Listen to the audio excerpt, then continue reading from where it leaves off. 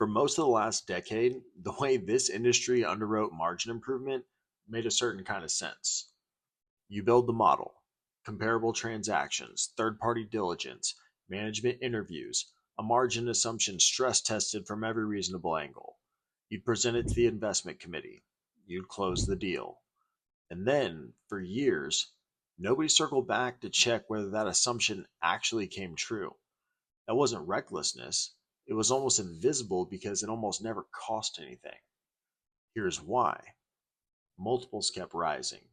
If the margin improvement you modeled came in at 200 basis points instead of 300, rarely mattered. The exit multiple had usually expanded enough by the time you sold to cover the difference. The math worked out. The fund returned well. Everyone moved on to the next deal. So think about what that actually means. The industry didn't develop a habit of verifying margin assumptions during the hold, because for over a decade it never had to. The market was quietly doing that job instead, not by confirming the assumption was true, but by making it no matter whether it was. I want to be precise about what I'm saying and what I'm not saying. I'm not telling you those returns were fake. Deal teams worked hard. Management teams delivered real improvement in real businesses over real years. What I'm telling you is narrower, and I think more important.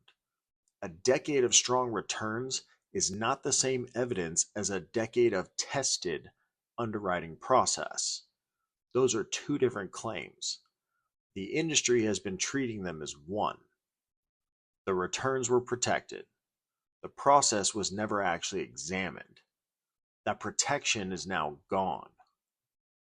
Bain's own research, the same source behind last week's admission, found that roughly 80% of GPs currently expect purchase multiples to hold at today's levels.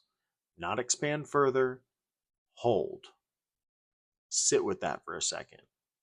Next to what we already know, 3 in 4 sponsors are underwriting margin assumptions with no reliable way of confirming they held. For a decade, that gap lived inside a system with a built-in cushion. That cushion's gone. The gap is still there, and now it has nowhere to hide. This is the part that you should actually concern you, more than the statistic itself. Nothing about how deals get underwritten is changed to reflect this. The same models, the same discipline at entry, the same silence during the hold.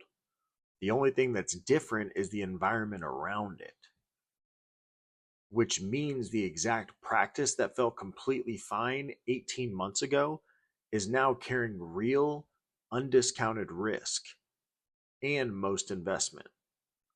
Committees are still evaluating it as though old conditions still apply.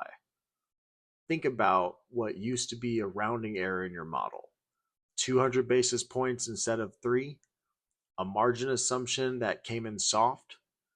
For a decade, that was a footnote, the kind of variance that no one in the room even brought up because the exit environment absorbed it without anyone noticing. That same variance, today, in a flat multiple environment, is not a footnote. It's very possibly the entire difference between hitting your fund's return target and missing it. Same gap, same size, completely different consequence. I think the instinct, hearing this, is to ask, what changed inside the business? What changed inside the deal? Nothing did. What changed is that the market stopped quietly correcting for a weakness that was always there. The weakness isn't new. The exposure is. This is not a story about a difficult year. This is not really a story about 2026 at all. It's a story about what happens when a subsidy nobody acknowledged gets removed. For a long time, this industry mistook a favorable market for sound process. It's not the first time that's happened in finance, and it won't be the last. But it's happening right now, in real time, inside models that haven't been rebuilt to reflect it. The market didn't create this problem, it just stopped paying for it. My name is Preston Leahy, and I am the go-to for payroll and private equity. Nationwide, no exceptions, no rivals. Thanks for watching. See you on the next video.